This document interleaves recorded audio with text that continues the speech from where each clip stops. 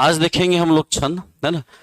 छंद में जी कुछ विशेष छंद है जहां से प्रश्न आते हैं, है ना। एकदम सबको विस्तार से पढ़ने का आवश्यकता नहीं है, और आपको मात्रा और वर्ण गणना करना आना चाहिए, है ना। इसके बाद कुछ है ही नहीं इसमें विशेष। देखते जाओ छंद क्या होता है। यदि मैं इसको लिख लिख के बताऊं तो बेवजह टाइम जाएगा, है ना। फटाफट जो लिखे लिखा है इसको बता दे रहा हूं, है ना, ताकि जल्दी हो। ठीक है जी।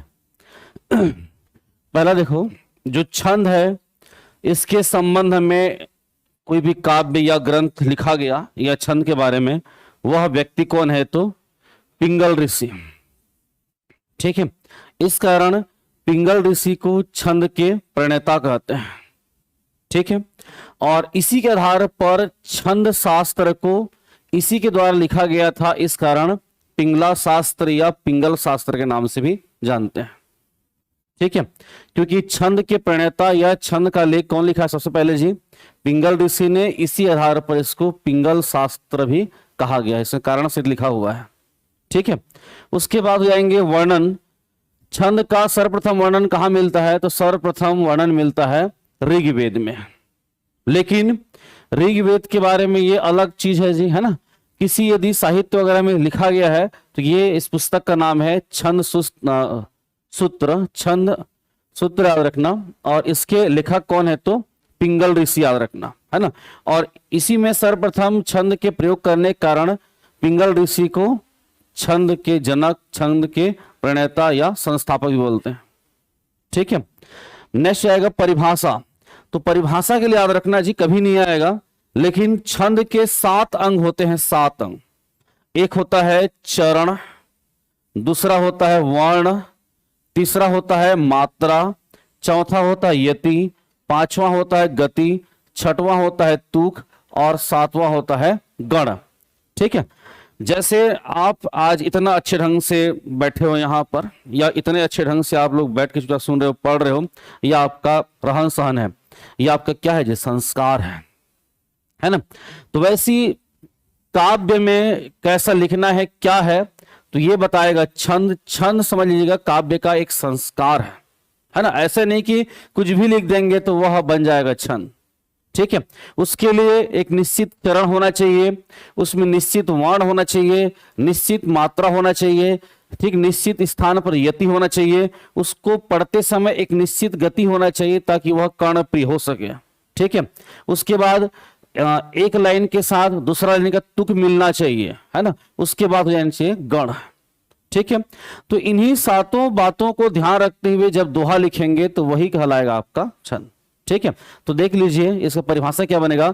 निश्चित चरण, वर्ण, मात्रा, यति, गति, तुक, गण आदि के द्वारा नियोजित पद रचना को बोलते हैं छंद, याद रखना। ठीक है, आदि के द्वारा नियोजित पद रचना को बोलते हैं जी छंद। ठीक है, तो ये हो गया पहला इसका एक सामान्य जानकारी। क्या क्या पढ़े जी? प्रणेता कौन है? छंद शास्त्र का दूसरा नाम क्या है? पिंगला शास्त्र। क्यों बोलेंगे? क्योंकि इसको पिंगल ऋषि के द्वारा रचना किया गया थी, इस कारण, है ना। नेक्स्ट देखेंगे वर्णन। वर्णन ने सर्वप्रथम वर्णन कहाँ मिलता है जी? ऋग्वेद में मिलता है। ठीक है, जबकि पिंगलाचार्य के द्वारा या पिंगल ऋषि के द्वारा सर्वप्रथम इसका वर्णन किया गया है छंद सूत्र में, याद रखना। ठीक है, बन जाएगा। अब देखो छंद के अंग। ठीक है, छंद के अंग, तो ध्यान रखना छंद के 7 अंग होते हैं, 7 अंग। इसका कोई क्रम नहीं है। ठीक है, 7 अंग होते हैं। कौन कौन सा जी? चरण 1, वर्ण 2, मात्रा 3, यति 4, गति 5, तुक 6 और गण 7। ठीक है, तो पहला देखेंगे चरण। ठीक है, चरण या इसी को बोलते हैं पाद, या इसी को बोलते हैं पद। तो जो छंद में प्रत्येक जो लाइन होता है जी, इसी को बोला जाता है चरण या पद या पाद, याद रखना। और सामान्यतः छंद में 4 चरण होते हैं, 4 लाइन होगा। ठीक है, 4 चरण होंगे, और या तो 4 चरण बोलो, या तो 2 पंक्ति, 1 पंक्ति और 2 पंक्ति। ठीक है, प्रश्न आ चुका है जी, व्यापम में आया था। छंद शास्त्र में पाद से आशय क्या है? तो पाद से आशय है, अर्थ है चतुर्थ भाग, तृतीय भाग, द्वितीय भाग, प्रथम भाग, चारों से आशय है, पाद से आशय। ठीक है, नहीं समझ पाए क्या? कोई भी जैसे मान लो छंद लिखेंगे, दोहा लिखेंगे, चाहे चौपाई लिखेंगे, जैसे यहां पर लिखा हुआ है बिनु पग चले सुने बिनु काना, कर बिनु कर्म करे विधि नाना। ठीक है, तो ये याद रखना जी, एक लाइन ये हो गया और एक लाइन ये हो गया, तो ये कहलाएगा एक पाद और ये कहलाएगा दूसरा पाद, या एक कहलाएगा पहला चरण, ये दूसरा चरण, इसी प्रकार तीसरा होगा और चौथा भी होगा जी। ठीक है, चलो अब देखो नेक्स्ट, इसको आप ऐसा मत समझना 1 2 3 4, इसको वास्तव में ऐसा लिखते हैं जी, पहला चरण, दूसरा चरण, है ना, और इसके बाद यहां पर खड़ी पाई, फिर तीसरा चरण, फिर आपका यति, फिर चौथा चरण, फिर आपका ये 2 खड़ी पाई। ठीक है, तो ये हो जाएगा पहला चरण जी, और ये जी दूसरा चरण, ये जी तीसरा, और ये चौथा, 4 होंगे। तो इसमें ये दोनों कहलाएगा, हाँ जी, विषम चरण, और ये दोनों क्या कहलाएंगे जी, सम चरण।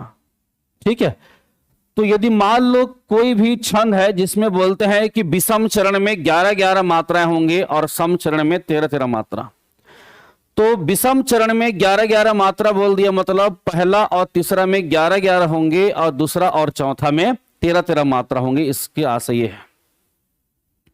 ठीक है, बनेगा यहां तक? तो देख लो, वही बात को लिखा हुआ है, विषम चरण, विषम चरण से क्या आशय है, छंद के प्रथम एवं तृतीय चरण को क्या बोलते हैं, विषम चरण, जबकि सम चरण से क्या आशय है जी, द्वितीय एवं चतुर्थ चरण को क्या बोलते हैं, सम चरण बोलते हैं, याद रखना, सम चरण, ध्यान रखना इसको। ठीक है, एक बार फिर से देखो, पहला है पद या पाद या चरण, है ना, तो छंद के हर लाइन को क्या बोलेंगे, चरण बोलेंगे जी। पाद से क्या आशय है, तो प्रथम भाग, द्वितीय भाग, तृतीय भाग एवं चतुर्थ भाग से आशय है ना। नेक्स्ट, प्रायः छंद में 4 चरण होते हैं या 2 पंक्ति होते हैं, और इनको भी 2 भागों में विभक्त किया गया है, एक हो जाएगा विषम चरण और दूसरा सम चरण, याद रखना, है ना।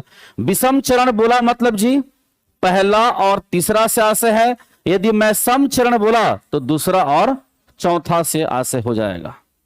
ठीक है, उसके बाद हो जाएंगे वर्ण, हम लोग शुरुआत में ही पढ़े हैं वर्णमाला में, वर्ण बिना तो व्याकरण की परिकल्पना भी नहीं की जा सकती, है ना।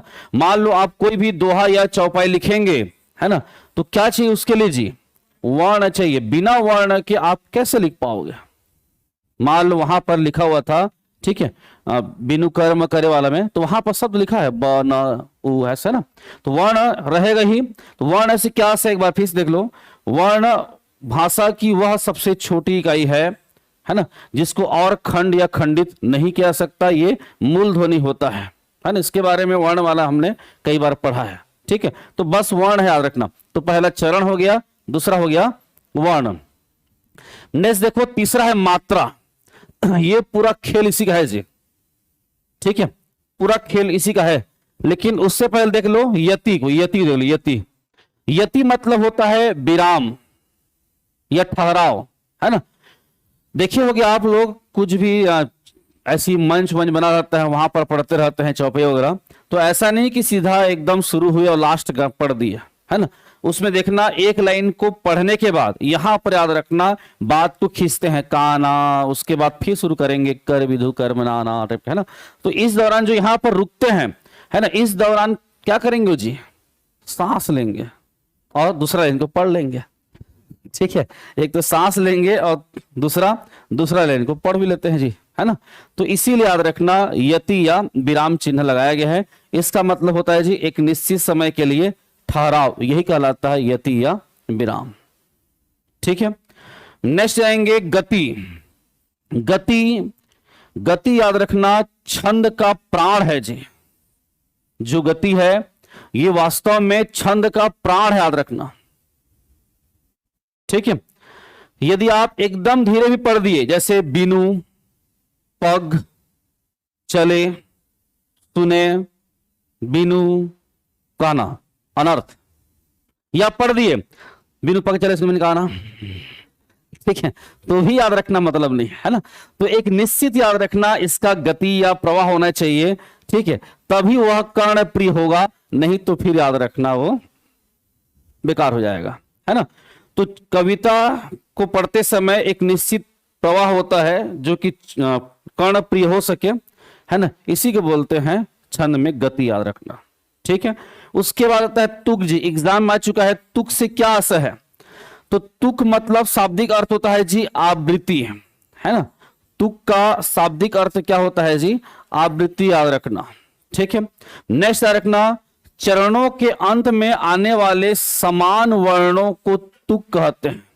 आप देख सकते हैं यहां पर लिखा है, बिनु पग चले सुने बिनु काना, कर बिनु कर्म करे विधि नाना। तो यहां पर ना और यहां पर ना मिल रहा है, ठीक है, यही कहलाता है तुक याद रखना, तुक, ठीक है, बनेंगे जी। तो एक हो गया आपका यति या विराम चिन्ह हो गया, मतलब पढ़ते समय एक निश्चित जो ठहराव होगा इसी को बोलेंगे जी यति या विराम चिन्ह बोलेंगे। दूसरा हो गया जी गति, गति से आशय क्या है जी, जब हम लोग छंद को पढ़ते हैं तो एक कर्ण प्रिय प्रवाह होना चाहिए, है ना। और तीसरा हो गया तुक, हो गया तुक, तुक मतलब जी, हाँ जी, प्रथम चरण और उसके बाद वाले चरण में जो वर्ण की आवृत्ति है वो समान होनी चाहिए। जैसे यहां पर ना है तो यहां भी ना हो गया, यहां का होता तो यहां भी का होता, ठीक है, हो गया। चलो उसके बाद देखो नेक्स्ट मात्रा लास्ट में लिखेंगे जी। नेक्स्ट आएंगे गण। गण का शाब्दिक अर्थ क्या होता है, तो गण का शाब्दिक अर्थ होता है समूह। जैसे आप लोग पढ़े होंगे देवतागण, छात्रगण, नेतागण, है ना। तो इसमें किसका समूह होता है, तो तीन तीन वर्णों का एक समूह होता है, रखना तीन तीन वर्णों का, ठीक है, बन जाएंगे।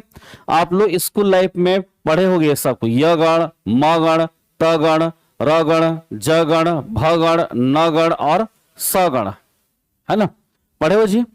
तो इसमें आप रखना तीन वर्ण से ना तो कम हो सकते हैं और ना उससे अधिक हो सकते हैं, केवल तीन ही होना चाहिए, ठीक है। और इसमें आप रखना जी ये तीन लघु और तीन गुरु, है ना, तीन लघु और तीन गुरु की मेल से बनते हैं। तो यदि मैं आपको दूं तीन लघु और तीन गुरु, आगे पढ़ेंगे, जिससे एक मात्रा बनता है उसको खड़ी पाई के माध्यम से करते हैं जी, खड़ी पाई, है ना। इसका अर्थ क्या होता है, एक मात्रा। दूसरा होता है वर्तुल चिन्ह, या इसी को एस टाइप का होता है, यह है गुरु, इसका मतलब होता है दो मात्रा, आगे पढ़ेंगे। तो यदि मैं इस दोनों को दूं आपको, तो इन दोनों को मिलाकर आप कितना कंडीशन बना सकते हो, दोनों को मिलाकर ये सिंगल सिंगल 8 कंडीशन बनेगा। कैसे, तो एक बन गया, दूसरा बन जाएगा, तीसरा देख लो S1, उसके बाद जी S1, उसके बाद 1SS, उसके बाद 1S, कितना हुआ, 1 2 3 4 5 6, उसके बाद जी S1S, उसके बाद 1S1, ये ISI नहीं है फिर, ठीक है, लघु गुरु और लघु है, ठीक है। तो ये 8 कंडीशन याद रखना बन सकते हैं गण का, ठीक है। तो कोई भी व्यक्ति हो ये सब याद नहीं कर पाएगा, य गण में ये आएगा 1 क्या लघु और गुरु गुरु, है ना। मगड़ में क्या आएंगे, तो मगड़ में आएगा गुरु गुरु गुरु, ऐसा नहीं याद कर सकते। तो इसका एक ट्रिक है, ट्रिक याद रखना जी। ट्रिक क्या है, तो य माता राजभान सलगा, ठीक है, पहले जाएंगे य माता राजभान सलगा, ये होगा याद रखना, है ना। इसमें क्या करना है जी, आपको तीन तीन को लेते जाओ, लेकिन उससे पहले इनका वो लिख लो मात्रा, है ना। मात्रा क्या क्या होगा, तो य के लिए जी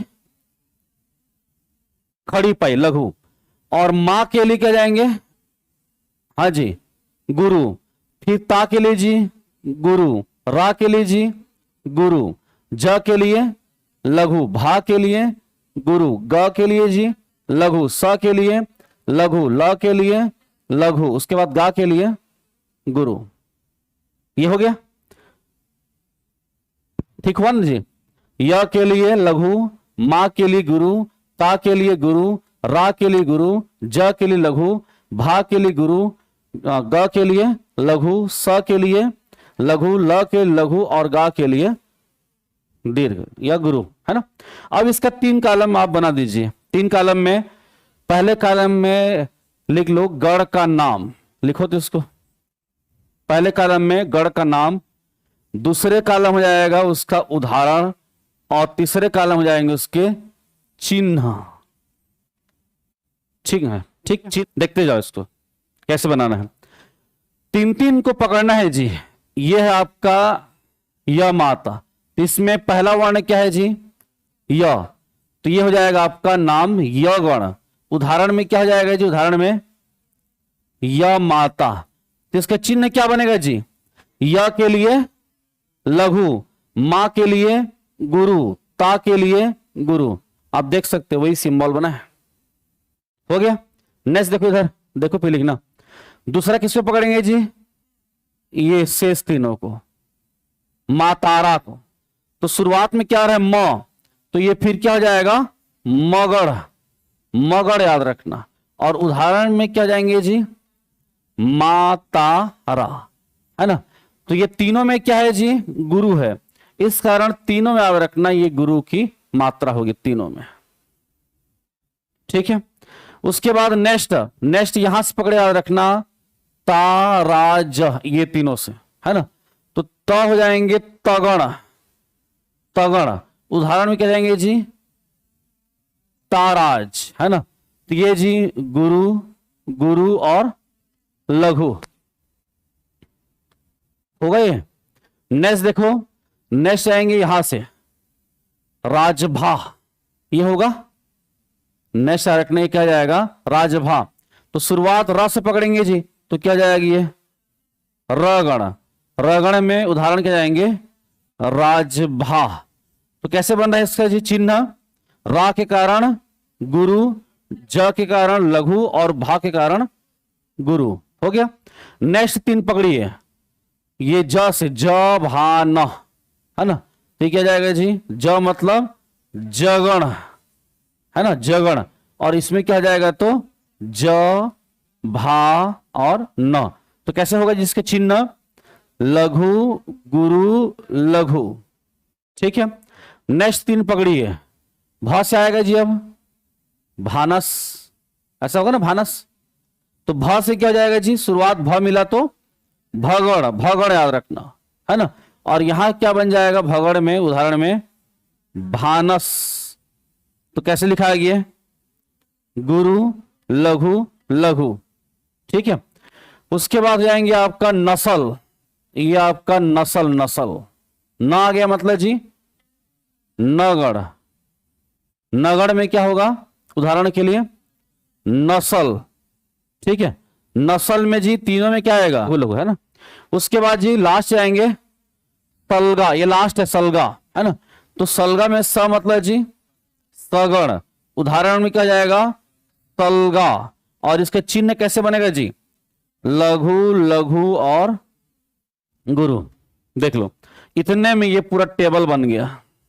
ठीक है। तो इस टेबल को याद करने की आवश्यकता नहीं है। यदि आप लिख लिए, है ना, य माता राज भान सलगा और उसके नीचे में आप लघु और गुरु के सिंबल बना दो, फिर उसके सामने सामने वर्ण के आधार पर आप लिखते जाना गण का नाम। जैसे ये य गण, म गण, त गण, र गण, ज गण, भ गण, न गण, स गण, बस ये 8 ही बनेगा, है ना। अब इसमें सिंबल बनना है जी, तो प्रत्येक 3-3 का जोड़ी बनाते जाओ। ठीक है, बनेगा, यही कहलाता है गण चिन्ह। ठीक है। चलिए अब आते हैं नेक्स्ट मात्रा। इसको भी आप लोग लिख लो जी, हेडिंग डालो मात्रा, क्योंकि छंद का जो प्रमुख काम है वो इसी पर ही तय हो पाएगा, है ना। हेडिंग डालना मात्रा। ठीक है, मात्रा। पिछले बार असाइनमेंट में आया था मात्रा से क्या स है, तो किसी भी वर्ण के उच्चारण में लगने वाला समय को बोलते हैं मात्रा। ठीक है। मात्रा से क्या स है जी, तो किसी भी वर्ण के, ठीक है, उच्चारण में लगने वाला समय, यही कहलाता है मात्रा याद रखना। ठीक है, इसके भी दो भेद होंगे जी, एक होगा लघु और दूसरा हो जाएंगे गुरु। ठीक है, लघु को एक खड़ी पाई के द्वारा शो किया जाता है और इसका मतलब क्या होता है, इसका मतलब होता है एक मात्रा। ठीक है, एक होता है लघु और दूसरा होता है गुरु। ठीक है, लघु को याद रखना एक खड़ी पाई के द्वारा प्रदर्शित किया जाता है और इसका याद रखना एक मात्रा होगा। ठीक है, दूसरा याद रखना गुरु, गुरु को याद रखना वर्तुल चिन्ह के द्वारा, मतलब इस प्रकार के एस के लाइक इसको बनाया जाता है और इसका मतलब क्या जाएंगे जी, दो मात्रा, है ना, इसका मतलब जाएंगे दो मात्रा, याद रखना दो मात्रा। ठीक है, बनेगा। तो हम लोग पढ़े हैं जी वर्णमाला में कौन कौन से स्वर से, कौन कौन के स्वर से एक मात्रा बनता है, बताइए तो। अ, छोटा ई, छोटा ओ और री, ये मूल स्वर है ना, इनसे याद रखना एक ही मात्रा बनते हैं।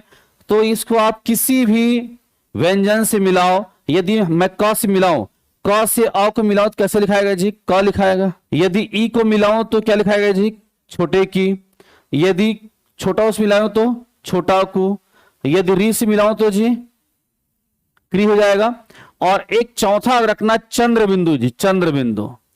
यदि कहीं भी छंद में यह शब्द दिखेंगे तो इसका मतलब क्या हो जाएगा जी, खड़ा पाई होगा। ठीक है, छंद में ये कहीं भी दिखेंगे तो इसका मतलब क्या होगा जी, खड़ा पाई होगा, याद रखना खड़ा पाई मतलब एक मात्रा।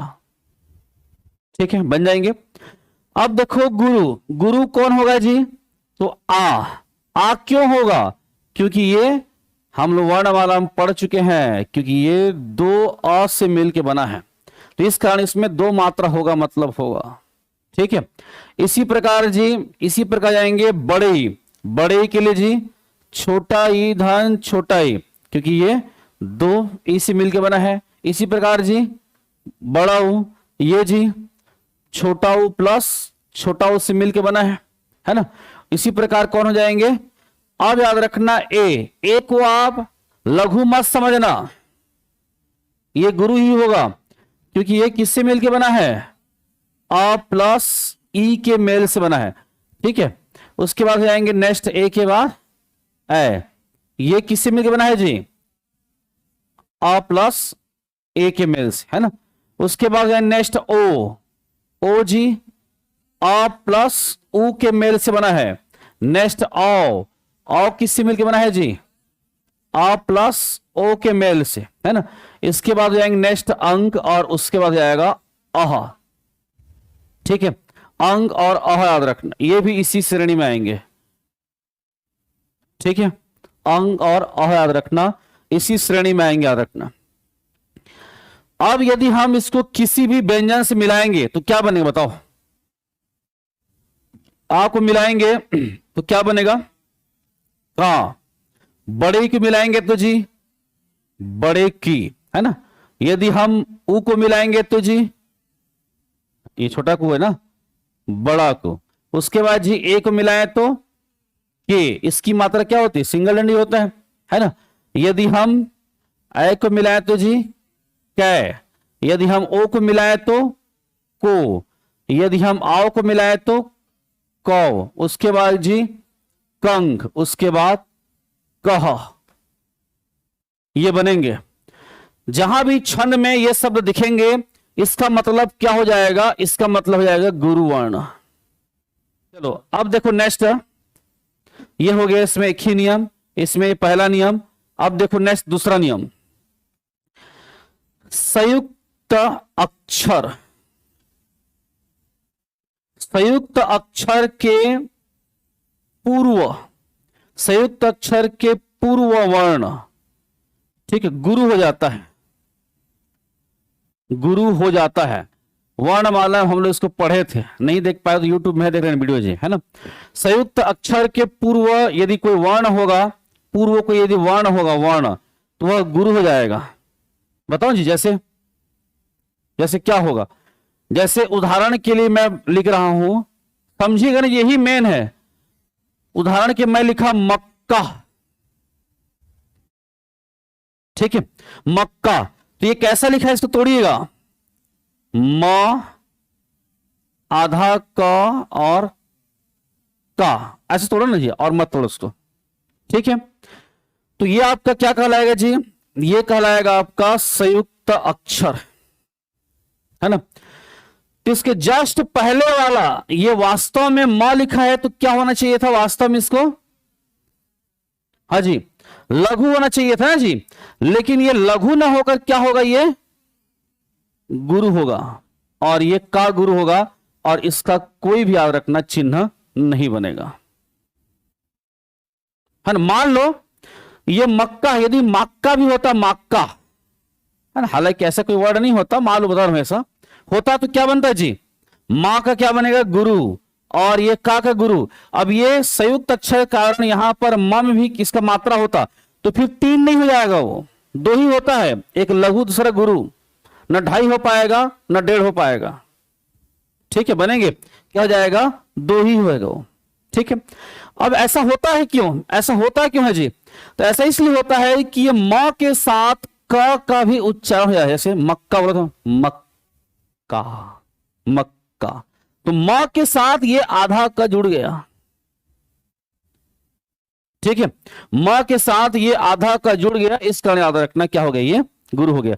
जैसे मैं लिखा गन्ना, मान लो से लिख गन्ना, गन्ना, है ना, तो ये जो आधा ना है ग के साथ जुड़ गया, तो क्या जाएगा, गुरु, और ये भी गुरु, ठीक है, हो गया, बनेंगे।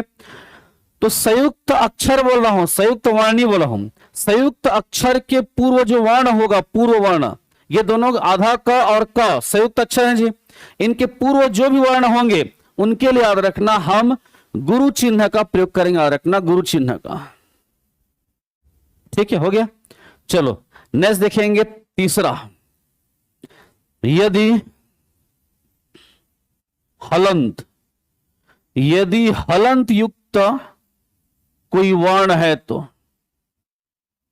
कोई वर्ण है तो उसके पूर्व वर्ण, उसके पूर्व वर्ण गुरु हो जाता है, गुरु, गुरु हो जाता है, समझे जी क्या बोल रहा है।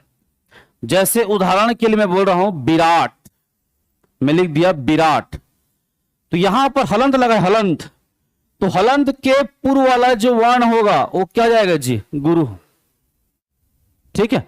हालांकि ये पहले से ही गुरु है, लेकिन मान लो ये विरट होता, विरट, हालांकि ऐसे कोई शब्द होता ही नहीं है, बोलो विरट, है ना, तो क्या लिखते इसको जी, ये एक होता है ऐसा, लेकिन ये आपका हलंत युक्त होने के कारण ये जो रा है ये क्या हो जाएगा, गुरु, तो ये ऐसा लिखाएगा, मान लो विरट होता तो, है ना, विराट भी वही लिखाएगा एक, और ये गुरु, है ना। इस ट में हमने कोई मात्रा क्यों नहीं दर्शाया जी, बताओ तुम,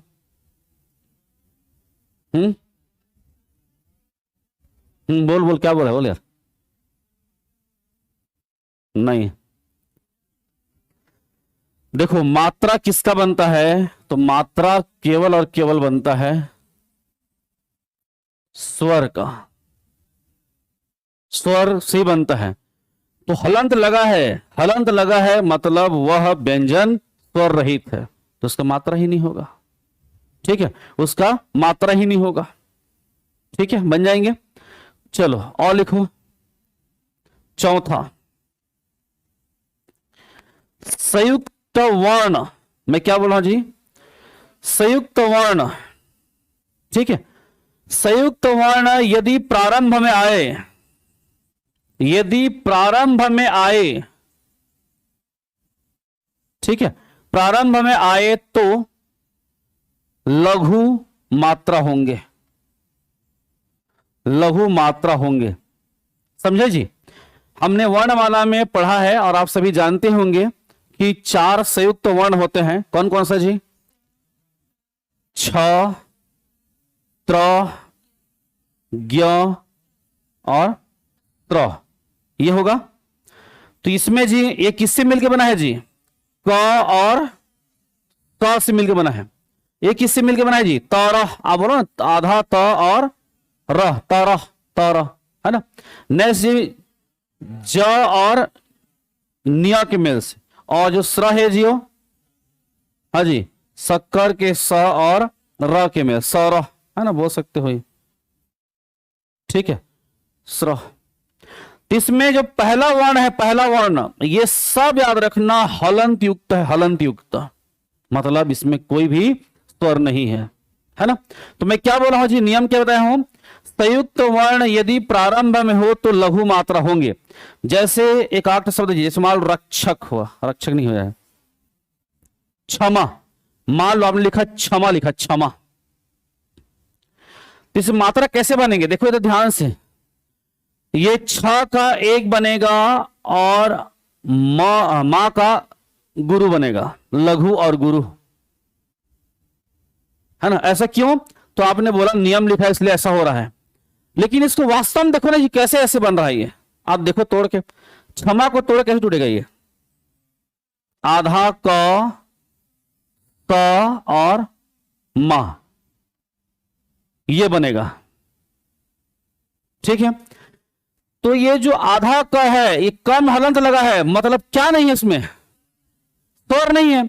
स्वर नहीं मतलब मात्रा नहीं है ना। मात्रा नहीं है तो जी स के लिए 1 और मां के लिए 2,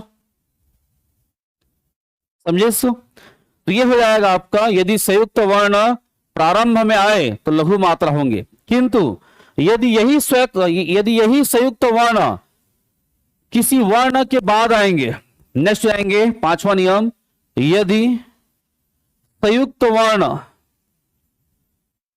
किसी भी वर्ण के बाद आए, वर्ण के बाद आए, तो पूर्व वर्ण को क्या कर देंगे जी? गुरु कर देंगे, गुरु। तो पूर्व वर्ण गुरु हो जाता है, हो जाता है। समझे जी क्या बोल रही है?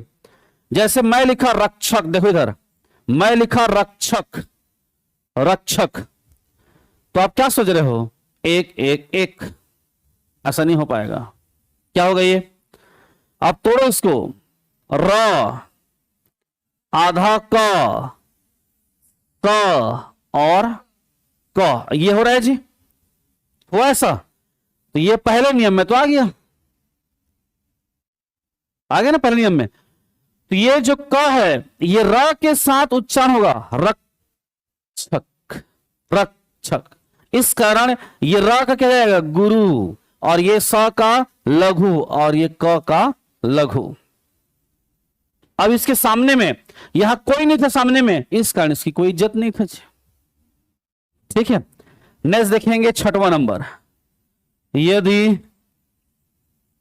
स्वर रहित कोई व्यंजन प्रथम स्थान पर आए, प्रथम स्थान पर लिखा हो, ठीक है, प्रथम स्थान पर लिखा हो, तो उसका कोई मात्रा नहीं बनेगा। ठीक है, जैसे मैं लिखा स्तर, स्तर, इसमें मात्रा क्या होंगे जी? ये आधा सड़क के स का कोई मात्रा नहीं होगा, प का होगा एक खड़ी पाई, र का भी होगा एक खड़ी पाई। ठीक है, अब यहीं पर क्षमा में क्या देख रहे थे आप? यही तो देख रहे थे, यदि स्वर रहित कोई व्यंजन आए प्रथम स्थान पर तो उसका कोई मात्रा नहीं बनता। यहां पर क का कुछ मात्रा बन रहा है? नहीं बन रहा है मात्रा, तो वही तो नियम के तौर पर यहां आ गया जी। ठीक है, चलो आगे देखो, छंद के भेद, छंद के प्रकार। ठीक है, तो ध्यान रखना जी, अभी आप लोग यदि हमारे पुस्तक पढ़ते हो तो हमारे बाद यदि किसी पुस्तक की तरफ पढ़ना चाह रहे हो तो एकदम याद रखना, ले भी लेना इसको, है ना।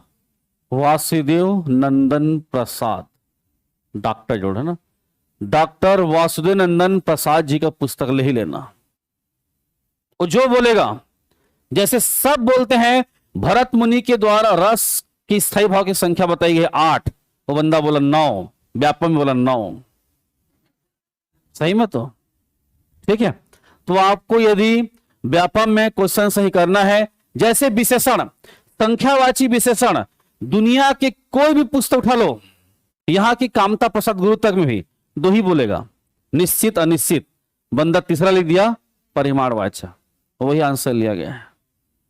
ठीक है, तो याद रखना पुस्तक का नाम डॉक्टर वासुदेव नंदन प्रसाद, लेकिन पढ़ना शुरू करोगे तुम्हारा माथा खराब हो जाएगा। चलो, डॉक्टर हरदेव बहारी के अनुसार छंद के 2 भेद हैं, एक मात्रिक है और दूसरा वर्णिक, याद रखना, एक मात्रिक और दूसरा रखना जी वर्णिक। ठीक है, नेक्स्ट देखेंगे डॉक्टर पृथ्वीनाथ पांडे एवं डॉक्टर वासुदेव नंदन प्रसाद जी के अनुसार भी इसके 4 भेद, ध्यान रखना 4 भेद। कौन कौन सा जी? जब उस छंद में मात्रा को गिना जाए तो क्या कहलाएगा? वो मात्रिक छंद, पहला जाएगा मात्रिक छंद, है ना, क्यों जी इसमें मात्रा गिन रहे हैं। यदि हम वर्ण को गिनेंगे वर्णिक छंद, यदि हम दोनों को गिनेंगे तो वर्णिक वृंद, और यदि हम किसी को नहीं गिनेंगे मुक्तक, स्वच्छंद। हो गया, तो ध्यान रखेंगे छंद के कितने भेद हैं? तो छंद के 4 भेद हैं। कौन कौन 4 हुआ जी? मात्रिक, वर्णिक, वर्णिक वृत्त और मुक्तक। ठीक है, अब इसके साथ देखते जाओ, मात्रिक छंद के भी 3 भेद हैं। पहला सममात्रिक छंद, सममात्रिक छंद मतलब जी प्रत्येक चरण में समान समान मात्रा होंगे। ठीक है, दूसरा हो जाएगा अर्ध सममात्रिक, इसका मतलब जी विषम और सम, विषम और सम में समान मात्रा होगा। जैसे दोहा में विषम चरण में 13-13 मात्रा और सम चरण में 11-11 मात्रा, है ना। दोहा के उल्टा होता है सोठा, तो सोठा में रखना विषम चरण में 11-11 और सम चरणों में 13-13 मात्रा होंगे, है ना। इसी प्रकार जाएंगे आपका उलाला, है ना, ये उलाला को जाएंगे 15-13 और उसके बाद भैरवे का जी 12-7। ठीक है, जबकि यदि हम सम मात्रिक में देखेंगे तो चौपाई के सभी चरणों में 16-16 मात्राएं होंगे, आगे पढ़ेंगे इसके बारे में। नेक्स्ट रोला, रोला याद रखना सभी चरणों में 24-24 मात्राएं। नेक्स्ट गीतिका, गीतिका में 26 मात्राएं, और हरि गीतिका 2 जुड़ गया तो इसमें जाएंगे 28, तो प्रत्येक चरण में जाएंगे 28-28 मात्रा। और विषम मात्रिक छंद में जी एक आएंगे छप्पय और दूसरा आएगा हाँ कुंडलिया, है ना। ये लास्ट टाइम दिया हुआ है, इसको लास्ट टाइम पढ़ना था, लेकिन अभी देख लो आप लोग, लगे हाथ। सममात्रिक छंद, है ना। सममात्रिक छंद में जी पहला हो जाएगा चौपाई, चौपाई के प्रत्येक चरण में जी 16-16 मात्रा। ठीक है, उसके बाद नेक्स्ट आएंगे रोला, रोला में जी 24, ये हो जाएंगे आपका 11-13, है ना, 11-13 याद रखना। ठीक है, नेक्स्ट आएंगे रूपमाला, रूपमाला में 24, दिक्पाल में 24, गीतिका में भी पढ़े हो जी 26, है ना। इतने को ही पढ़ लो तो कई बार बन जाता है जी। ठीक है, नेक्स्ट हरि गीतिका में जी 28, उसके बाद सार में 28 और सरसी में 27 और वीर में 31। ध्यान रखना इसको।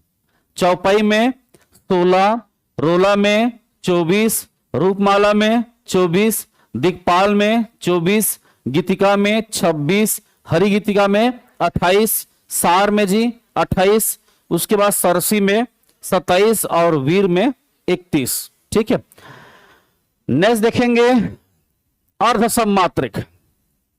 अर्ध सममात्रिक में पहला हो जाएगा जी आपका दोहा।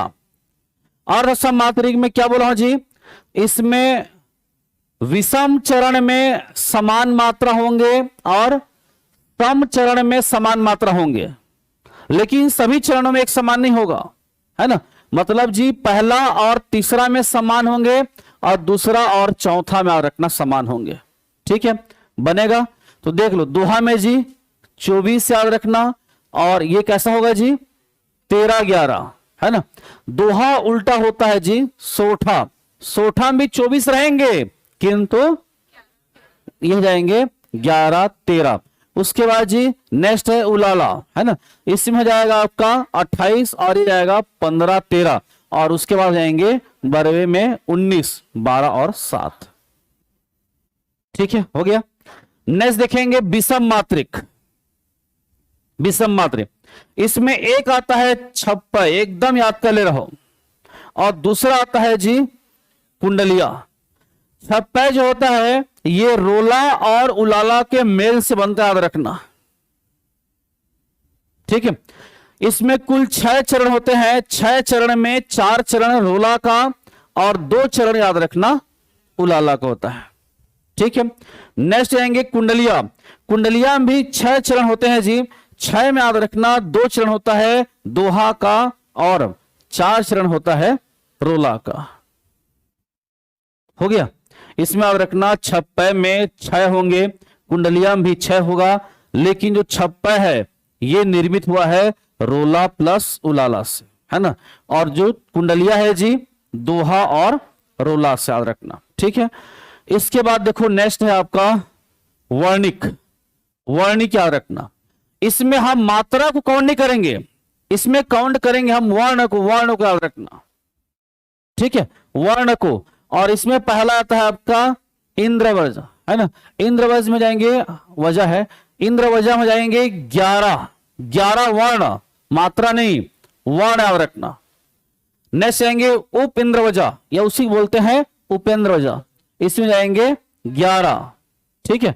नेक्स्ट जाएंगे वसंत तिलका, वसंत तिलका जाएंगे 14 वर्ण, उसके बाद जाएंगे मालिनी, मालिनी हो जाएगा 15। इतने की पढ़ लोगे तो लगभग 99% सेगमेंट कंप्लीट हो गया आपका जी। देखते जाओ छंद में इसके प्रकार को है मात्रिक छंद, और मात्रिक छंद में भी पहला कौन है, तो ये है आपका दोहा। दोहा एक अर्ध सम मात्रिक छंद है। ये शब्द बोला मतलब मन में क्या विचार आ गया जी, मतलब विषम चरणों पर समान मात्रा होंगे और सम चरणों पर समान मात्रा होगा, एग्जाम में आ चुका है, ठीक है।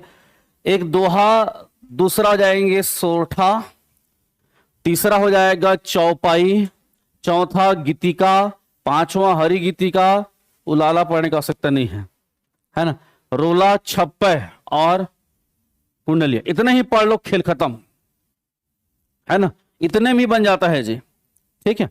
तो ध्यान से देखिएगा, पहला है दोहा। दोहा एक अर्ध सम मात्रिक छंद है, मतलब जी इसके विषम चरणों पर समान मात्रा होंगे और सम चरणों पर समान मात्रा होगा। इसमें कुल कितने चरण होते हैं, इसमें कुल 4 चरण होते हैं, याद रखना, ठीक है, जिसके विषम चरणों पर 13 मात्रा और सम चरणों पर 11 मात्राएं होती है, मतलब इसमें कुल 24 मात्रा होंगे, ठीक है। चलो लिखो तो जी, उदाहरण लिखो और काउंट करते हैं। देखो जूम कर रहे हैं इसको। रहीमन पानी राखिए, बिन पानी सब सुन, पानी गए न उबरे, मोती मानुष सुन। तो ये प्रथम पंक्ति यहां तक है जी। रहीमन में र का जी लघु, ही का लघु, मन का लघु, पानी में जी गुरु, नी में गुरु, पा में नीम धनु गुरु, रा में जी और इसमें लघु, और इसमें कौन लघु बोला, गुरु होगा। कितने हुए जी, 4 4 8 12 13। तो प्रथम चरण में हो गया 13। अब ये है दूसरा चरण, बिन में जी 1, ना में 1, पानी में हाँ गुरु गुरु, उसके बाद सब में लघु लघु, उसके बाद सुन में जी ये गुरु होगा, गुरु है ना, गुरु, और ये जी लघु। कितना हुए जी 6 3 9 2 11 है ना, तो द्वितीय चरण में 11 हो गया। नेक्स्ट देखेंगे पानी गए न उबरे, तो पानी में पा मतलब जी गुरु, नी में जाएंगे गुरु, गए में ग का जी लघु और ये का गुरु है ना, न में जी लघु, उबरे में जी क्योंकि ये बड़ा है गुरु, ब में जी लघु और रे में जी लघु नहीं गुरु होगा। कितने हुए 4 3 7 7 3 10 और 3 13। देखिए विषम चरणों में मतलब पहला और तृतीय चरण में जाएंगे 13 13 मात्रा है ना। अब देखो मोती मानुष चून, तो ये जी गुरु, ये भी गुरु, ये भी गुरु, लघु लघु गुरु लघु है ना, तो ये जाएंगे 7 3 10 और 1 11, तो ये सम चरणों में हो जाएंगे 11, दूसरा और चौथा चरण में याद रखना। हो गया। चलो अब देखो नेक्स्ट जाएंगे, ये था जी आपका हाँ जी दोहा है ना। दोहा इसके बारे हम लोग पढ़े हैं कि दोहा क्या है, तो दोहा एक अर्ध सममात्रिक छंद है, हमने शुरुआत में पढ़ा। इसका मतलब क्या हो जाएगा, पहला और तीसरा चरण मतलब विषम चरणों में समान होगा और सम चरणों में समान होगा। हमने देखा जी विषम चरणों में कितने कितना है जी 13 13 और सम चरणों में जी 11 11। अब देखेंगे दोहा के उल्टा होता है जी सोरठा है ना। दोहा क्या याद रखना, उल्टा कौन होता है जी सोरठा याद रखना, सोरठा है ना, ध्यान दीजिएगा। यह भी एक क्या होगा अर्ध सममात्रिक को याद रखना, ये भी एक अर्ध सममात्रिक है याद रखना। मतलब इसके भी है ना, मतलब इसके भी प्रथम और तृतीय चरण में क्या होंगे जी समान मात्रा होंगे और द्वितीय और चतुर्थ में समान होगा। किंतु ये दोहा के विपरीत है, तो दोहा के विषम चरणों में कितना था जी, विषम चरणों में था 13 और सम चरणों में था 11। यहां उल्टा होगा, इसके विषम चरणों में क्या होगा 11 11 और सम चरणों में जी 13 13 होगा है ना। ठीक है, देखो उदाहरण है, मुक हुई वाचाल पंगु चढ़ई गिरिवर गहन जासु कृपा सो दयाल। देखो यहां पर दयाल में हलंत लगा, मतलब जी मैं क्या बोला हूं, छंद रचना में यदि एकाक मात्रा ज्यादा हो जा रहा है किसी में हलंत लगा दो, कम हो रहा है तो मात्रा घुमा दो। ठीक है, उसके बाद द्रहु सकल हाँ जी कलिमल दहन। ठीक है, तो इसमें छंद दोहा वगैरह में वर्तनी नहीं देखा जाता, वर्तनी नहीं देखा जाता रखना है ना। चलो काउंट करो तो देखो जी क्या करना है इसमें। मुख में क्या होगा जी गुरु, क में लघु, होई में गुरु, ई में लघु, वाचाल में गुरु गुरु लघु, कितना हुआ 3 3 6 और 5 11 है ना, हो गया जी। विषम चरणों में 11। पंगु, पंगु में क्या होगा जी अंक की मात्रा कारण गुरु होगा, ये गुरु और ये छोटा कारण लघु। चढ़ई में जी लघु लघु लघु, गिरिवर में लघु लघु लघु लघु, गहन में लघु लघु लघु, कितने हुआ जी 3 3 6 3 9 1 10 और 3 13, ये 14 हो रहा है यार, 13 होगा ना। ठीक है, ये 13 हो रहा है। नेक्स्ट देखो, जासु कृपा सो दयाल, तो जासु में जाकर जी गुरु, सु का लघु, कृपा में ये री है, री घूमना नहीं है, ये कौन सा री वाला, री में लघु बनेंगे, तो एक और ये हाँ ये लघु, ये गुरु और ये जी ये सु होगा गुरु और ये जी लघु गुरु, क्योंकि उसमें हलंत तो लगा है 11 होगा है ना। द्रहु, इसको देखो ये द का नियम देखो, द का नियम देखो, द और र का नियम, इसको र का नियम बोलते हैं, र का नियम। ठीक है, र का नियम देख ले रहो, र का नियम जीवन के किसी न किसी अवस्था में इसके बारे में पढ़े हो या जानते हो, थोड़ा सा मैं इसको रिमाइंड कर दे रहा हूं। यदि र स्वर रहित आए, सुन लो जी, यदि र स्वर रहित आए तो वह बाद वाले वर्ण के ऊपर रारेप के रूप में रहता है। पढ़े, जैसे कर्म है क आधा र म, ये कैसे लिखाएगा जी? ऐसे लिखाएगा। ये आधा र जो है ये बाद वाले वर्ण के ऊपर में रारेप के रूप में रहेगा। एकदम सिंपल है। तो जब तोड़ोगे, जब मान लो कहीं पर कर्म आया रहेगा तो क्या करोगे? उसको क आधा र म करोगे। तो फिर इस परिस्थिति में जी क गुरु हो जाएगा और म लघु होगा। क्लियर है जी? क्योंकि ये जो र है ये इसी के साथ उच्चारित हो रहा है, इस कारण ये गुरु हो जाएगा और म लघु हो जाएंगे। दूसरा नियम, यदि र स्वर युक्त है ना, दूसरा नियम रखना, यदि र स्वर युक्त है और उसके पूर्व वाला क्या है जी? पहले वाला नहीं, उसके पहले वाला स्वर रहित है। ठीक है, यदि उसके पूर्व वाला स्वर रहित है तो क्या होगा? ध्यान दीजिएगा, मैं क्या बोल रहा हूं। पहले में र अधूरा था, र स्वर रहित है। दूसरा क्या बोला हूं, जो र है वह स्वर युक्त होगा किंतु उसके पहले वाला जो व्यंजन होगा वो स्वर रहित होगा। तो हम लोग पढ़े थे वर्णमाला में 5 वर्ग, स्पर्श वर्ग में 5 वर्ग पढ़े थे हम लोगों ने, क च ट त प, है ना। तो क वर्ग, च वर्ग, त वर्ग और प वर्ग इनके पैर में जुड़ेगा, पैर में। और ट वर्ग में याद रखना अन्य चिन्ह के रूप में जुड़ेगा। जैसे हम देखते हैं ये ऐसा लिखा है, ऐसा लिखा है, मतलब जी ट अधूरा है, र पूरा है ना। जैसे हम लोग लिख रहे हैं राष्ट्र, तो इसमें जी ट स्वर रहित है और र पूरा है। तो फिर बोलोगे पैर में कैसे आ रहा है? ये तो खासियत है, देखे होगे रील में, है ना जी। एक जन कोई बॉय सोया रहता है, कोई लड़की आते हैं तो देख के साइड में बिठा देते हैं उसको, फिर उधर बैठते लड़के को खड़े करते हैं, अपना सो जाती है। बस यही तो है ये, ठीक है। और यहां पर पैर जुड़ेंगे, जैसे ये क्र है, क्र मान लो कहीं पे लिखा है क्र, तो इसका मतलब क्या है जी? क अधूरा है और र पूरा है। ठीक है। यदि कहीं पर लिखा है प्रकार, तो प्रकार में कैसे होगा जी? ये आधा प र कार, मतलब प अधूरा है, र पूरा है।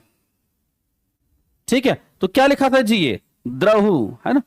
तो ये क्या जाएंगे जी? ये आधा द और पूरा र, तो आधा का कोई इज्जत है ही नहीं, मतलब स्वर रहित कोई व्यंजन मतलब ही नहीं है, तो र का एक ही काउंट होगा जाएगा जी। द्रहु में जी ये कैसा है वास्तव में? ये वास्तव में है अजी आधा द र व छोटा हु, ऐसा यानी द्रहु, है ना। तो आधा द का मतलब ही नहीं है जी, है ना। तो कहां को जाएंगे? र का एक, व का भी एक और हु का भी एक, सब का लघु, है ना। र का लघु, व का लघु, हु का लघु, हो गया। नेक्स्ट सकल में जी स का लघु, क का लघु, ल का लघु, है ना। उसके बाद लघु लघु लघु लघु लघु लघु लघु, सब में लघु है जी।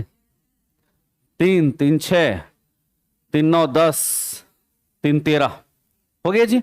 बनेंगे, इसको बना लोगे आप लोग। चलिए अब देखते हैं चौपाई। चौपाई, ठीक है, इसको याद रखना चारपाई, चौपाई या चारपाई। तो जी चौपाई या चारपाई का देखना, जो चारों पंक्ति रहता है, चारों उसका गोड़ी कैसे रहता है? समान रहता है, नहीं तो फिर खटिया ठुड़ुंग गांग करते रहेगा, है ना। तो कैसे याद रखोगे? यह एक चारपाई है, मतलब समान मात्रिक छंद है, मतलब जी सभी चरणों में समान समान मात्रा होगा। और कितना होता है जी? 16 16, सभी चरणों में 16 16 याद रखना मात्राएं होती हैं, है ना। देख लो, बिनु पग चले सुने बिनु काना, कर बिनु कर्म करे विधि नाना, है ना। आनंद रहित सकल रस भोगी, बिनु वाणी वक्ता बड़ जोगी। तो यहां तक पहला पंक्ति, ये आपका जी दूसरा चरण, है ना। ये आपका जी तीसरा चरण और ये आपका जी चौथा चरण। तो इसमें प्रत्येक चरण में, प्रत्येक लाइन में कितना मात्रा होगा? 16 16, यहां तक नहीं जी, ये जहां पर यति लगा है यहां तक बोल रहा हूं, यहां तक 16, यहां तक 16, यहां तक 16, यहां तक 16। चलो लिखो इसको और काउंट करो। एक दो और का बस काउंट करना है। देखो काउंट करना सीख गया मतलब खेल खत्म। इसको भी लिखना, मंगल भवन अमंगल हारी, द्रहुसु दशरथ अजीर बिहारी। देखो जी बिनु में कैसा होगा जी, एक मतलब लघु लघु लघु लघु लघु गुरु होगा ना, गुरु। उसके बाद जी लघु गुरु लघु लघु, कितना हुआ जी, इसी में कहा है ना 16 हो गया। इसमें जी कर बिनु कर्म करे विधि नाना, लघु लघु लघु लघु, ये गुरु हो जाएगा। कर्म क्यों गुरु होगा, अभी बताया था मैं। ये कर्म कैसे गुरु होगा, तो ये क आधार म लिखा है ऐसे जी, तो इसी क के साथ उच्चारण से र, कर्म कर्म, है ना। तो ये हो जाएंगे आपका गुरु और ये जी लघु। ठीक है, नेक्स्ट जाएंगे। नेक्स्ट जी लघु गुरु, है ना, गुरु होगा ना। उसके बाद लघु लघु गुरु गुरु, कितना हुआ 16 हुआ, 2 2 4 और ये 3 7, 7 3 10, 10 2 12 और 4 16। ठीक है, नेक्स्ट देखेंगे आनंद, मतलब जी 2 मतलब गुरु लघु लघु लघु लघु लघु लघु लघु लघु लघु लघु, हाँ जी गुरु गुरु, कितना हुआ 4 3 7 3 10 2 12 और 4 16। बिनुवाड़ी वक्ता बड़ जोगी, हाँ जी लघु लघु गुरु गुरु। आप देखो देखो देखो यहां पर लघु नहीं होगा, ये गुरु होगा। फिर जी गुरु लघु लघु गुरु गुरु, कितना हुआ दो, ये 4 2 6 4 10, अच्छा हाँ जी, अच्छा सर यार भोगी इधर का है ना, बिनु से होगा ना जी, इसी 2 और ये 4 6 4 10 2 12 और 4 16 हो गया। मंगल भवन मंगल हारी वाला काउंट कर लीजिए। द्रहु में याद रखना क्या जाएगा, ये 1 लघु है ना, लघु लघु लघु होगा, हो गया। चलो तो ये हो गया आपका चौपाई। चौपाई मतलब 4 पाई और चारों पाई बरोबर है। नेक्स्ट देखेंगे गीतिका। गीतिका भी एक सममात्रिक छंद है, ठीक है, गीतिका भी एक सममात्रिक छंद है और इसके प्रत्येक चरण में जी 26 मात्राएं होंगे और 14 और 12 पर यति लगा होगा गीतिका। और हरि गीतिका में क्या होगा जी, 2 बढ़ गया है गीतिका में हरि, है ना, तो ये भी एक सममात्रिक है लेकिन इसके प्रत्येक चरण पर 28 मात्रा, दोनों को एक संग रखना। और इसमें कैसा होगा तो 16 12, उसमें जी 14 12 हो रहा था। चलो गणना करो। हे प्रभु आनंदाता, प्रभु बोलते हैं प्रभु बोलते हैं, प्रभु बोलते हैं, ठीक है, एक मात्रा कम हो रहा था तो प्रभु कर दे। हे प्रभु आनंदाता ज्ञान हमको दीजिए, शीघ्र सारे दुर्गुणों को दूर हमसे कीजिए। चलो इधर देखो, हे प्रभु में कैसा होगा जी, गुरु लघु, प्रभु कैसे लिखा है ये, आधा प पूरा र और भो, ऐसा होगा ना जी। तो र का 1 और भो का जी, हाँ ऐसा होगा, ठीक है। तो लघु गुरु, इसमें जी गुरु गुरु आए लघु आएगा, गुरु आएगा, उसके बाद जी लघु, उसके बाद गुरु गुरु। देखो गिनत कितना हो रहा है, 5 5 10 4 14, 14 पर क्या लगा है जी यति। अब जी ज्ञान का गुरु लघु लघु लघु गुरु गुरु लघु गुरु, ये कितना हो रहा है 3 और 3 6 1 7, 7 3 10 और 2 12 हुआ जी। तो ये 16 हो गया एक में, लेकिन 14 और 12 के बीच में क्या लगा है? यति लगा है, यति। ठीक है, नेक्स्ट देखो, शीघ्र सारे दुर्गुणों को दूर हमसे कीजिए। इसमें कहां पर लगेगा जी? को के बाद है, यहां पर लगा था। ठीक है, तो उसको जानबूझ के छुपा दिए थे। ठीक है, शीघ्र में कैसे होगा जी? गुरु, और इसमें जी लघु। शीघ्र कैसे लिखा है? ये सी, उसके बाद आधा घ और पूरा र, तो इसका यहां पर होगा 2, लेकिन वो ऑलरेडी पहले से 2 है, तो फिर क्या होगा? गुरु ही रहेगा, है ना। और इसका र का 1 जी। नेक्स्ट सारे में जी गुरु गुरु, दुर्गुण में लघु क्यों आएगा? गुरु आएगा, है ना। ये कैसे आएगा जी?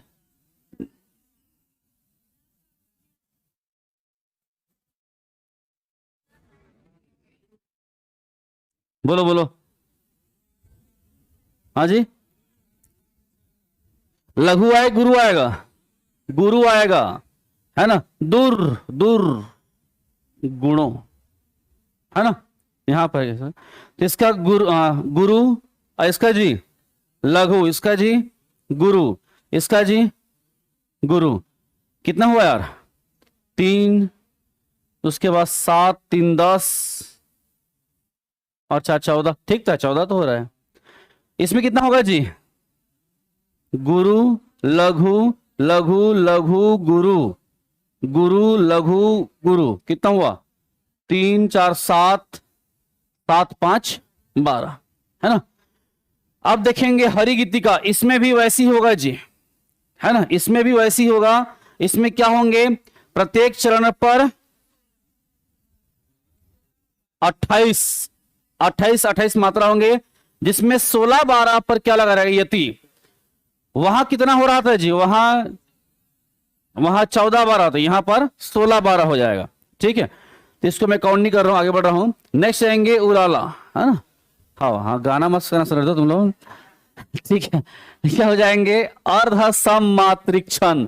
जैसे अर्ध सममात्रिक क्षण बोला, मतलब जी विषम चरणों पर समान मात्रा होंगे और सम चरणों पर समान मात्रा होगा। ठीक है, हो गया। तो देख लीजिएगा जी, इसमें विषम चरणों पर 15 मात्राएं होंगे और सम चरणों पर जी 13 मात्रा होंगे। चलो बनाओ इसको, लिखो तो, इनिशियल लिखो, दोनों बनाओ तुम लोग। हे शरणदायिनी देवी तू, करती सबका त्राण है। हे मातृभूमि संतान हम, तू जननी तू प्राण है। तो देख लो जी, हे में कितना जाएगा जी? गुरु। शरण में जी लघु लघु लघु, दायनी में दीर्घनी गुरु, गुरु लघु लघु। उसके बाद देवी में जी गुरु गुरु, और इसमें जी गुरु। कितने हो गए? 5 5 और 4 9, और 9 और 6 15 हुआ ना, ये 15। इधर जी करती सबका त्राण है, लघु लघु गुरु, लघु लघु गुरु, और ये त्राण त्राण।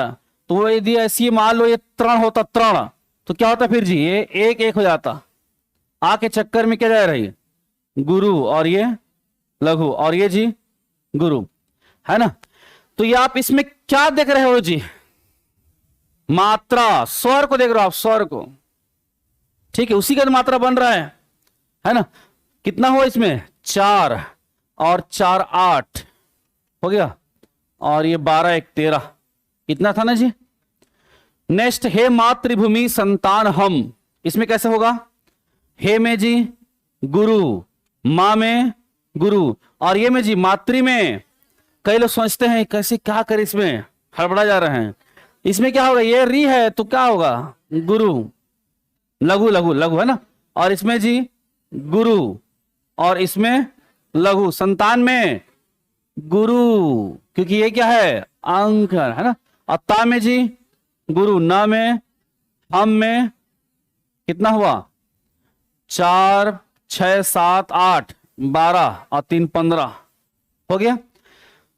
तू जननी तू प्राण है, तो जी गुरु लघु लघु गुरु, गुरु होगा तू बड़ा है ना, उसके बाद जी लघु लघु, हाँ पकड़ लिए, क्या बात है। वो प्राण था, प्राण इस कारण था वो लघु लघु, ये प्राण है तो क्या जाएगा, है ना। इसको तोड़ोगे कैसे लिखा है ये, आधा प्राण, ऐसे प्राण, प्राण है ना, ठीक है। हाँ ठीक है प्राण, और ये आपके ठीक है। कितना हुआ जी, 6 2 8, 8 5 13, ठीक है। तो पहला हमने पढ़ा जी दोहा, दोहा के बाद सोरठा, सोरठा के बाद चौपाई, उसके बाद गीतिका, हरि गीतिका और उलाला, है ना। हम लोगों ने रिवाइज करो, दोहा में क्या पढ़ा जी, और पहले आगे क्या, दोहा में पढ़े थे हम लोगों ने, ये अर्ध सम्मात्रिक है, 4 चरण होंगे, और जी 13 11, 13 11 मतलब, अरे कहां चल दिया, 13 11 मतलब जी विषम चरणों में 13 और सम चरणों में 11। सोठा में क्या जाएगा जी, ये भी अर्ध सम्मात्रिक है, 4 चरण होंगे, ये उल्टा हो जाएगा, इसमें विषम में 11 और सम में 13 हो जाएंगे, ठीक है। उसके बाद चौपाई कैसे याद रखोगे, 4 पाई खटिया, है ना, तो चारों पाई उसका बराबर होगा, 4 पंक्ति बराबर, सब के सब में जी 16 16 मात्राएं होंगे, रखना 16 16 मात्रा, ये सम मात्रिक है ना। उसके बाद हो जाएंगे गीतिका, गीतिका मतलब जी 26, 26 में याद रखना, इसमें 14 12 पर यति लगा होगा। उसके बाद हरि गीतिका, ये भी सम्मात्रिक के कुल 28 होंगे, इसमें 16 12 पर यति होगा, ठीक है। उसके बाद पढ़े हम लोगों ने जी उलाला, ये अर्ध सम्मात्रिक है, मतलब ये 15 और 13 पर यति रहेगा, मतलब या तो विषम चरणों पर 15 होगा और सम चरणों पर जी 13, ठीक है। अब देखो रोला, है ना, शब्द बोलते हैं भयंकर रोला है कि रोला मचा रहा है, ठीक है। ये भी एक सममात्रिक है, सममात्रिक मतलब जी प्रत्येक चरण पर समान मात्रा होंगे, है ना। और इसमें प्रत्येक चरण में कितना मात्रा होता है, तो 24 मात्राएं होते हैं, जिनमें 11 13 पर यति होता है, रखना 11 13 पर, है ना। ये अंतिम काउंट करने के लिए बोल रहा हूं, इसके बाद और नहीं बोलूंगा, चलो काउंट करो। नीलांबर परिधान हरित तट पर सुंदर है, सूर्य चंद्र युग मुकुट मेखला रत्नाकर है, नदियां प्रेम प्रवाह फूल तारे मंडल हैं, बंदी जन खग वृंद शेष फन सिंहासन है। कितने मात्रा चाहिए जी, 24, है ना। एक लाइन को मैं काउंट कर रहा हूं। नीलांबर में कैसा होगा जी, गुरु गुरु, ये आधा म का कुछ नहीं होगा, क्योंकि इसका जो मात्रा चला गया ला में चला गया जी, और ऑलरेडी वो गुरु है तो कोई प्रभाव ही नहीं पड़ा। फिर ये जी लघु लघु लघु लघु गुरु लघु, कितना हुआ जी, 6 4 10 11 हो गया। इसमें जी लघु लघु लघु लघु लघु लघु लघु, इसमें अब इसमें 2 मात्रा लगा है, ये दे, है ना। तो किसको लोगे आप, नहीं बन रहा है तो उसको फरियाद दो, फरियाद देना मतलब स्पष्ट है ना। ये वास्तव में कैसे लिखा है, सुंदर सुंदर, तो सु के साथ आधा ना का उच्चारण हो रहा है, तो क्या जाएगा फिर ये गुरु लघु लघु गुरु, हो गया। तो यहां पर लिख लो डैश करके, कुल कितने हो गए, 24 से 28 हुए, 24 मात्रा हो गया ना। चलो अब देखो नेक्स्ट, छप्पय, छप्पय से कभी नहीं पूछेगा कि ये दे देगा, ऐसे नहीं पूछेगा। छप्पय याद रखना किससे बना है, हाँ जी, तो याद रखना ये बना है रोला प्लस उलाला से। रोला के 4 चरण और उलाला के 2 चरण, यही प्रश्न आएगा, यही प्रश्न आएगा याद रखना। और यह एक विषम मात्रिक छंद याद रखना, विषम मात्रिक, ठीक है। इसमें 6 चरण होंगे याद रखना, 6 चरण, जिसमें से 4 चरण रोला के और 2 चरण उलाला के होंगे याद रखना। यह एक विषम मात्रिक छंद है। हो गया, आगे बढ़े, बस इतना ही पढ़ना है। बाकी ये देखो ये 4 जो पंक्ति है ये किसका है, रोला का, और ये 2 उलाला का, है ना। चलो अब देखो नेक्स्ट कुंडलिया, है ना। यह भी एक विषम मात्रिक छंद है और ये किससे मिलकर बना है जी? दोहा और रुला से बना है। इसका भी 6 चरण होगा, लेकिन इस 6 चरण में 2 चरण किनके होंगे? दोहा के, और 4 चरण होगा रोला का। इसमें ध्यान रखने वाली बात यह है कि दोहा का जो अंतिम चरण होगा और रोला का जो प्रथम चरण होगा, दोनों समान होंगे। समझे जी? इसमें क्या होगा जी? कुंडलिया में यह विषम मात्रिक होगा, दोहा और रोला से बनेगा, 6 चरण होगा।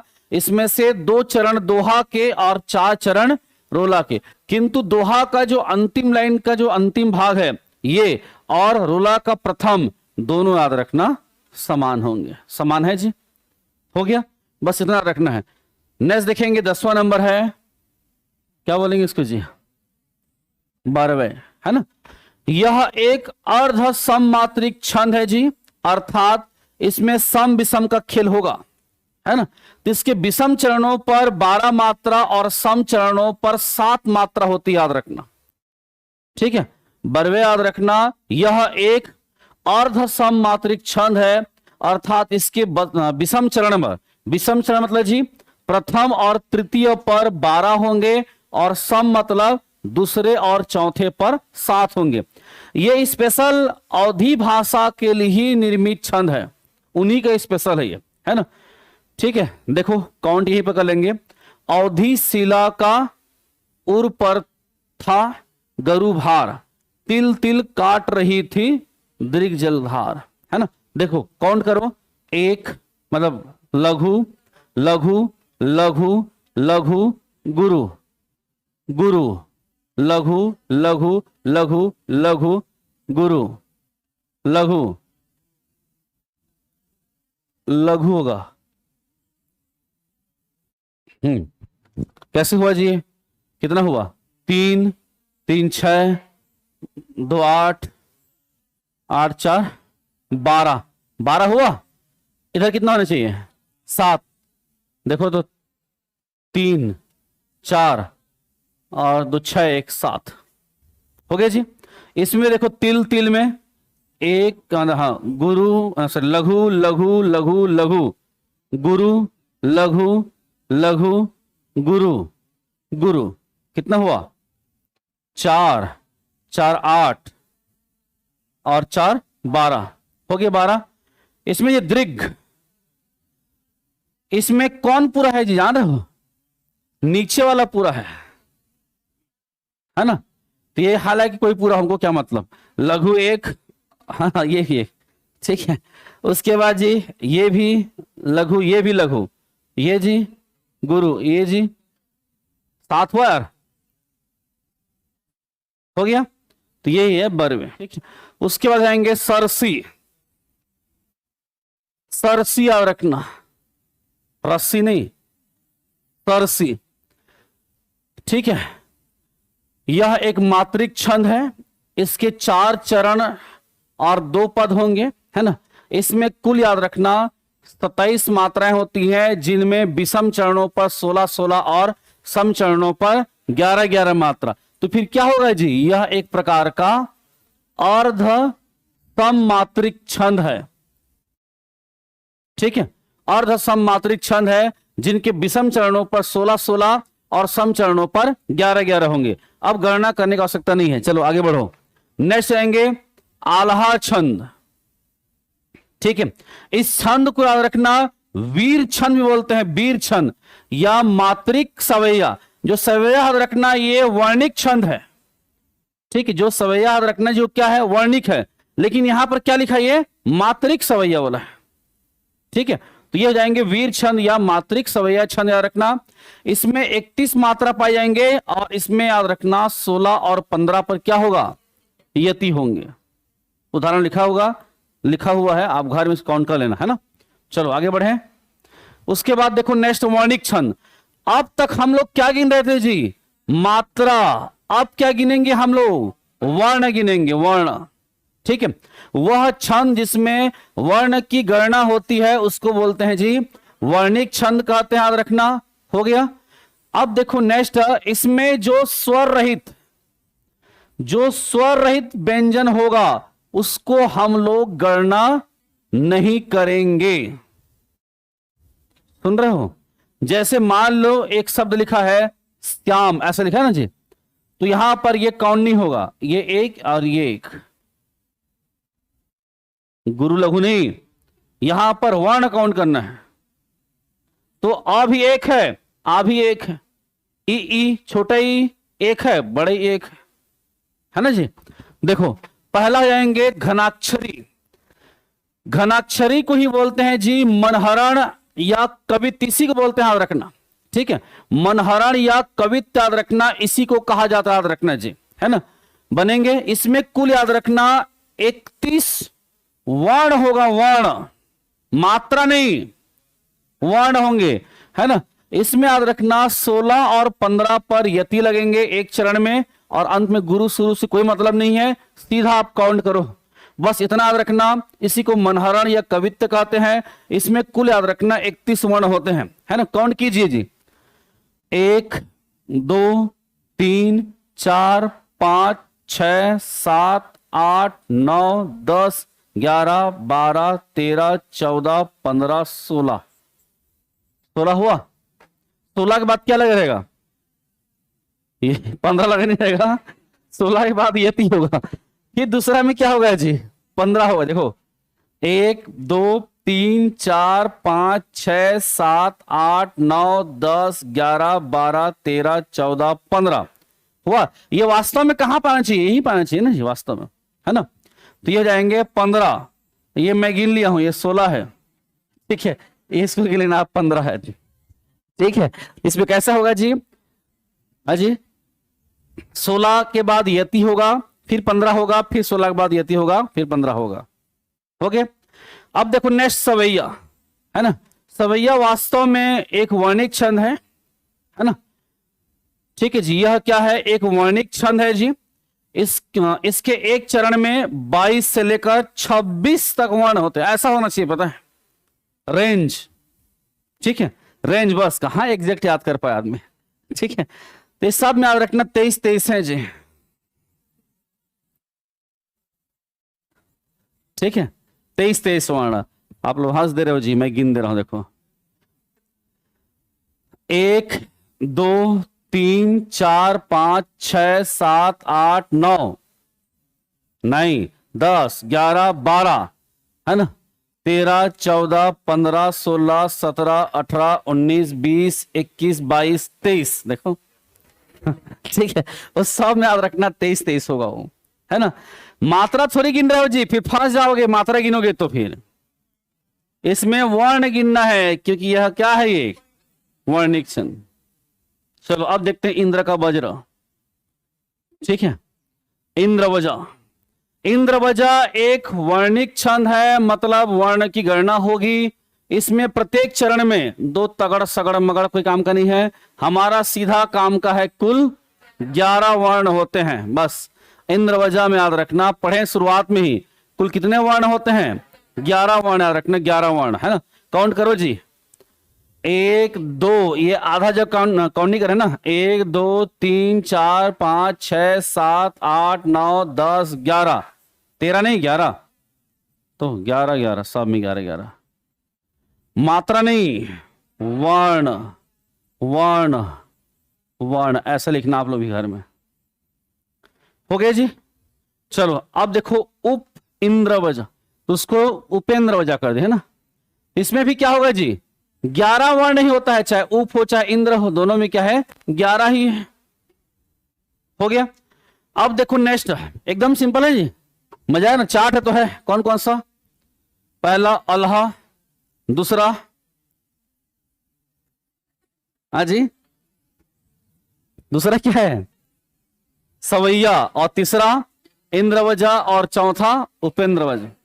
अब देखेंगे वर्णिक वृत्त। इसमें याद रखना वर्ण प्लस मात्रा दोनों की गणना होती है, लेकिन यहां पर केवल वर्ण का ही गणना करेंगे हम, मात्रा का नहीं, केवल वर्ण का, है ना। और इसमें पहला जाएंगे वसंत तिलका, ठीक है। इसका उपनाम क्या है जी? तिहोद्रता, इसी नाम से एग्जाम में आता है। ठीक है, यह भी वर्णिक समृद्ध छंद याद रखना जी। इसके प्रत्येक चरण पर कितने वर्ण है? 14 वर्ण। इसमें और रहेगा ना जी, फिर देखना यार वो टोपी वाला, इसमें और रहेगा। फिर हम लोग खाली हेडिंग को लिख दिया, फिर ये चीज नहीं है ना। 1 2 3 4 5 6 7 8 9 10 11 12 13 14 ये हुआ है ना। ऐसे इसमें और लगा रहेगा। ठीक है, बन जाएंगे। नेक्स्ट देखेंगे मालिनी। ठीक है, मालिनी यह भी याद रखना वर्णिक समृद्ध छंद है जी। इसमें कुल याद रखना 15 वर्ण होते हैं, याद रखना 15 वर्ण। कौन करो आप, देखो, पल पल जिसके मैं पंथ को देखती थी। कौन करो ना जी, पिंगला चार्ट बनो। 1 2 3 4 5 6 7 8 9 10 11 12 13 14 15 हो गया। चलो अब देखो नेक्स्ट क्या लिखा है जी, हाँ, मंदाक्रांता है ना। ये भी याद रखना वर्णिक समृद्ध छंद है जी। इसमें कुल याद रखना कितने वर्ण होते हैं, तो 17 वर्ण होते हैं, है ना। वो मगड़ सगड़ भगड़ को नहीं पढ़ना, याद नहीं हो पाएगा वो, है ना। बस आपके ये दोनों लाइन क्या रखना है। देखो इसमें उदाहरण के लिए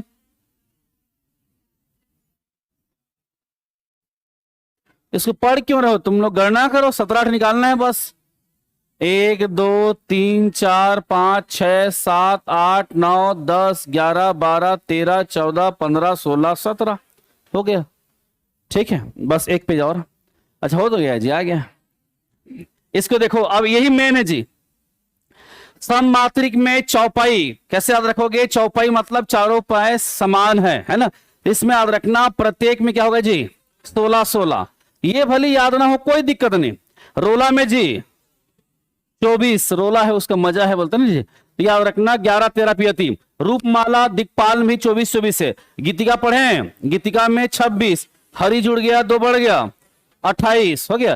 तार में 28, सरसी में 27 और वीर में जी 31 पढ़े हो। उसके बाद देखो नेक्स्ट अर्ध सममात्रिक। अर्ध सममात्रिक बोल दिया मतलब जी विषम चरणों पर हो जाएंगे, हाँ मतलब विषम चरणों पर समान, 13 नहीं, और सम चरणों पर समान होगा, है ना। इसमें पहले दोहा, दोहा जी 24, तो ये जाएगा 13 11, मतलब विषम चरणों पर 13 13 और सम चरणों पर 11 11। सोठा, दोहा के उल्टा सोठा रखना, इसमें जाएंगे 24 याद रखना, और यह जाएगा जी 11 13। नेक्स्ट जाएंगे उलाला, है ना, यह आपका 28 और इसमें जी 15 13। नेक्स्ट बरवे, बरवे में जी 19, इसमें जाएंगे 12 7।